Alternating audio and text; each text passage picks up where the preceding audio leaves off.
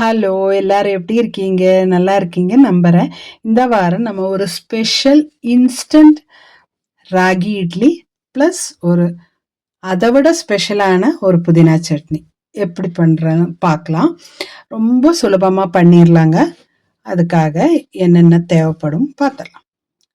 ஒரு பவுல் எடுத்து வச்சிருக்கேன். அதுல 1/2 கப்பு ராகி மாவு, 1/2 கப்பு ரவை, 1/2 கப்பு தயிர். புளிப்பில்லாத தயிரா பார்த்து எடுத்துக்கோங்க.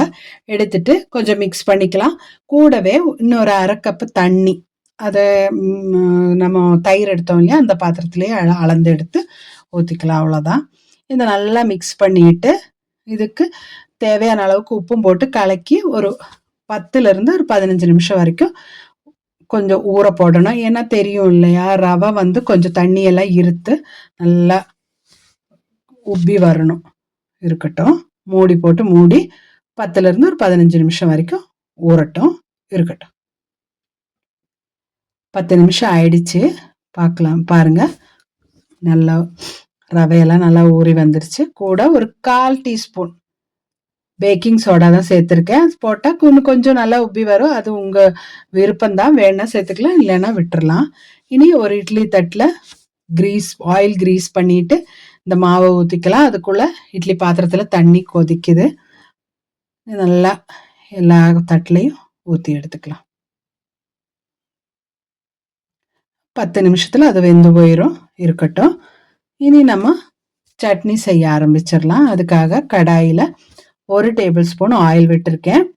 ஆயில் சூடாகும் போது 1/2 டீஸ்பூன் உளுந்து, 1/2 டீஸ்பூன் கடலைப்பருப்பு, ரெண்டும் நல்லா செவந்து வரட்டும். செவந்து வந்த உடனே ஒரு பெரிய வெங்காயம் கட் பண்ணி சேர்த்துக்கலாம். வெங்காயம் வந்து கொஞ்சம் வதங்கி வரும்போது கூட ஒரு 3 பச்சை மிளகாய், நம்ம காரத்துக்கு ஏற்ப கூட்டவும் குறைக்கவும் செய்யலாம்.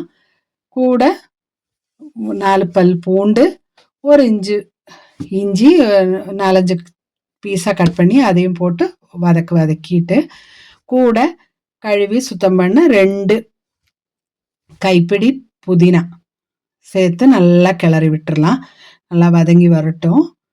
வதங்கிட்டு நம்ம இதை கூடவே இன்னொரு 1/4 கப்பு தேங்காய் நான் வந்து சில்லா கட் பண்ணி வச்சிருக்கேன். அதையும் இது கூட சேர்த்துறேன். இருக்கட்டும். இது ஆறுற வரைக்கும் அது கூடவே இருக்கட்டும். ஆறுன பிறகு மிக்சி ஜார்ல சேர்த்துக்கலாம். சேர்த்துட்டு அரைக்கிறதுக்கு முன்னாடி 2 டீஸ்பூன் பொட்டுக்கடலையும் சேர்த்துக்கிறேன். நீங்க வேணா 2 டேபிள் ஸ்பூன் வரைக்கும் சேர்த்துக்கலாம்.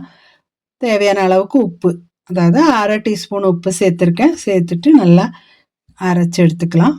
பாருங்க. இனி தண்ணி ஊற்றி லைட்டாக கொஞ்சம் கொஞ்சமாக பார்த்து ஊற்றிக்கோங்க, நிறைய ஆயிடக்கூடாது.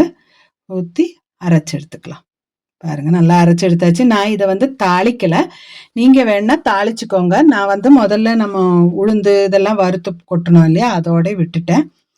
சூப்பராக இருக்கும் இப்படியே சாப்பிட. இது இட்லி கூட பரிமாறலாம். பாருங்க, இட்லி எல்லாம் நல்லா பொசு பொசுன்னு வந்திருக்கு. கூட இந்த புதினா சட்னி ரொம்ப அருமையான காம்பினேஷனுங்க. கண்டிப்பாக எல்லாரும் செஞ்சு சாப்பிட்டு பார்த்து எப்படி இருந்ததுன்னு கமெண்ட் பாக்ஸில் கமெண்ட் பண்ணுங்க. அடுத்த வாரம் சந்திக்கும் வரைக்கும் வணக்கம்.